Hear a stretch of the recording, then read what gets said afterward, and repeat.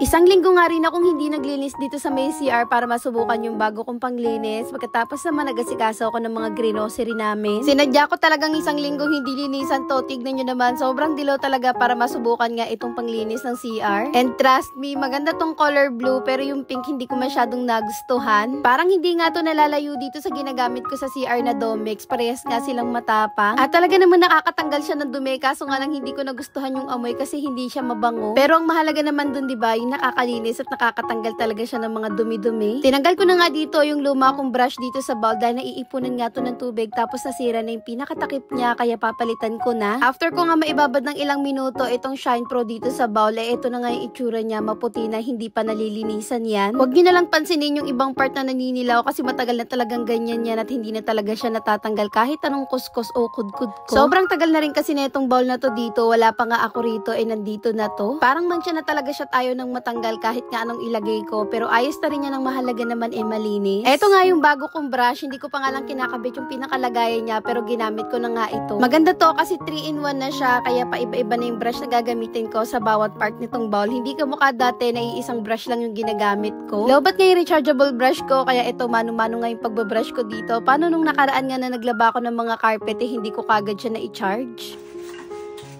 Ay! Ala! Hindi ko nga sinasadyang mapihit yung gripo kakabrush kaya ayan, nabasa tuloy yung likod ko.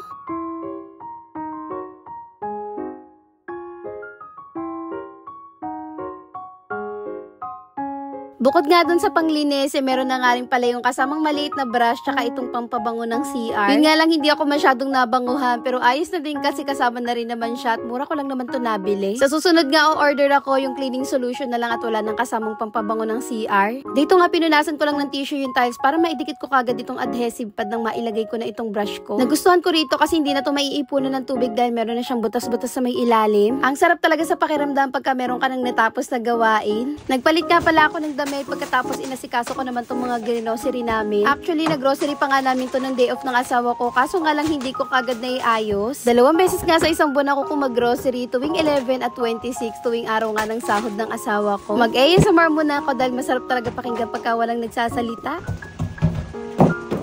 Tapos eto, bumili ako ng extrang basahan.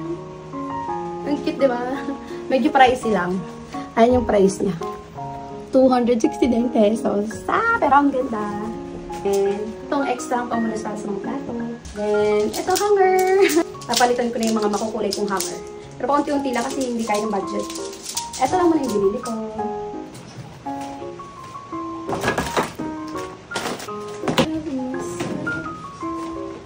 Baka expired na to.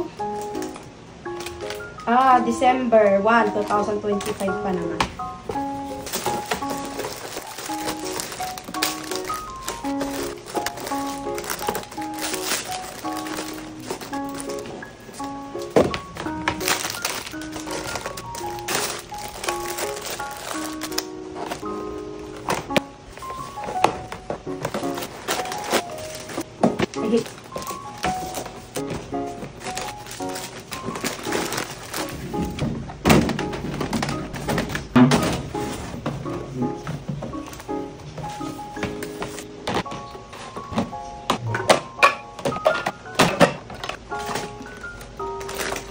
Kailan nag-expire?